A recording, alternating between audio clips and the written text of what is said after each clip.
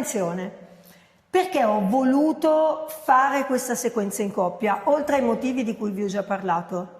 Perché il sistema coppia, come vi ho detto, è un sistema particolare. È un sistema che deve essere arricchente, non deve essere limitante. Ballare in coppia non significa, ok, perdo la mia postura, perdo il mio asse, perdo il mio baricentro, perché a maggior ragione quando i giri diventano più impegnativi è importantissimo che l'asse, il baricentro, la percezione del pavimento, la tenuta della parte alta del busto siano assolutamente sotto la vostra attenzione e cura.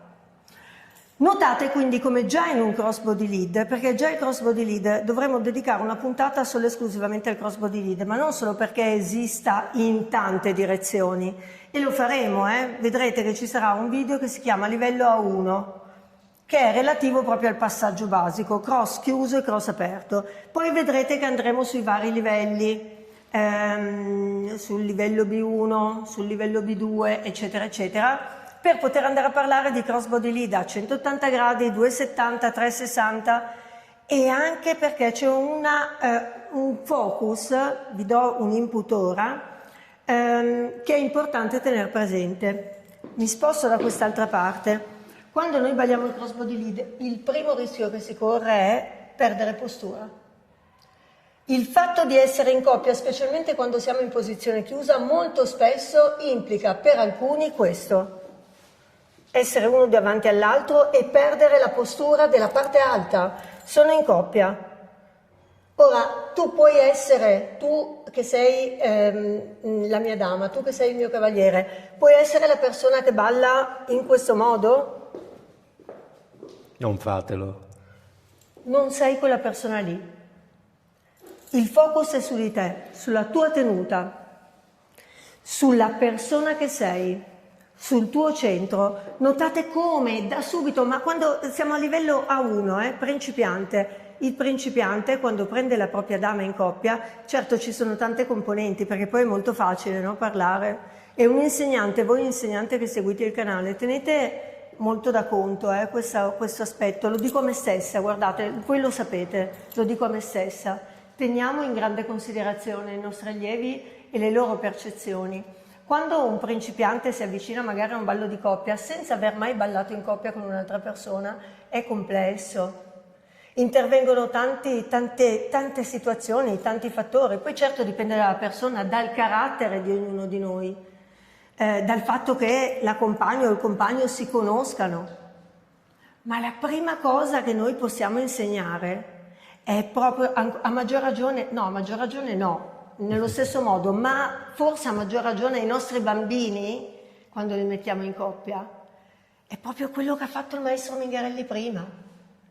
Quando va a prendere, e vi assicuro che il maestro Mingarelli lo insegna già a livello principiante, subito. Quando andate a prendere la dama, abbiate cura di lei, subito. Notate che non si è messo dritto davanti a me. Anche a livello di prossemica, a livello di studio proprio di vicinanza rispetto all'altro, è molto, come posso dire, rassicurante per la dama non avere immediatamente quell'approccio della persona che ti prende in quel modo. È molto rassicurante, credetemi. Dà proprio la sensazione di io ho rispetto di te, io ti vedo. Non so se avete visto... Non so se l'hai visto, Pietro, il film sugli Avatar. Io ti vedo voleva dire io ti amo. Io ti vedo, io ti amo. In senso buono, no? Ovviamente, spero che sia chiaro, ma non ho dubbi rispetto a questo. Io ti vedo è un modo di rassicurare l'altro, di avere rispetto per l'altro, di avere, anche quando non conosci l'altra persona, accoglienza, rispetto, amore per l'essere umano in sé. Ok?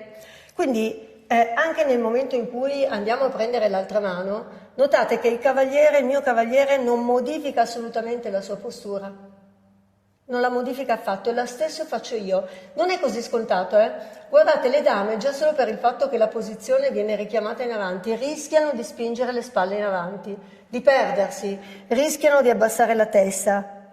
Ma tu non puoi abbassare la testa perché non vuoi, perché non sei una persona che abbassa la testa, semplicemente perché fai quello che ti sta piacendo, fai quello che desideri fare, stai ballando. E non è un ordine che ti hanno dato, è qualcosa che desideri e non hai nessun motivo per abbassarla la testa. A meno che tu sia a livello C1 e io ti sto mettendo delle sequenze meravigliose dove faremo anche gli abbassamenti della testa.